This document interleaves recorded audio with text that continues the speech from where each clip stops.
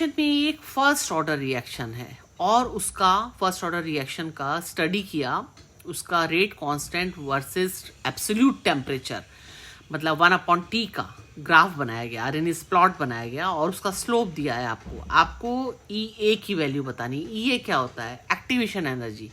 ठीक है, तो ये सारी टर्म्स एक दूसरे से रिलेटेड हैं, तो इसको समझने के लिए, इस क्वेश्चन को करने के लिए पहले हमें पता होना चाहिए कि आरएनएस इक्वेशन क्या है। आरएनएस की इक्वेशन जो है वो एक आइडिया देती है आपको। किसके बारे में आइडिया देती है? कि कोई केमिकल रिएक्शन किस तरह से डिपेंडेंट होती है एब्सोल्यूट टेम्परेचर पर, है ना। आप एग्री करते हो ना, केमिकल रिएक्शंस पे टेम्परेचर का फर्क पड़ता है ना, अफेक्ट होता है, एक्टिवेशन एनर्जी से रिलेटेड होते हैं।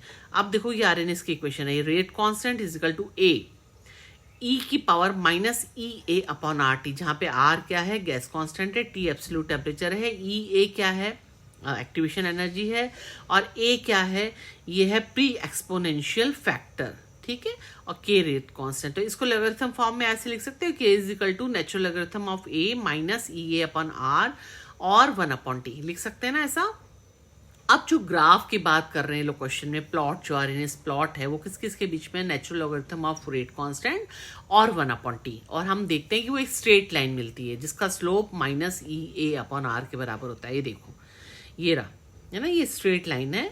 तो ये किस किस के बीच में? Natural logarithm of rate constant upon 1/T के बीच में स्ट्रेट लाइन इस तरह से मिलती है। जो इंटरसेप्ट है वो नेचुरल लॉगरिथम ऑफ ए के बराबर है, और जो स्लोप है that is equal to minus E upon R.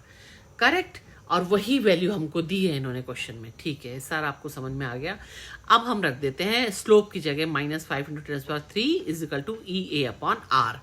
ठीक है, तो ई ए क्या हो जाएगा? मल्टीप्लाई कर दो आर से, गैस कांस्टेंट आपको पता है 8.314, और 5 × 10 स्लोप आपको दिया ही हुआ, तो आपके पास आंसर आ गया 41.5 किलो जूल पर मोल। देखो कौन सा ऑप्शन है, ये है 40 ए।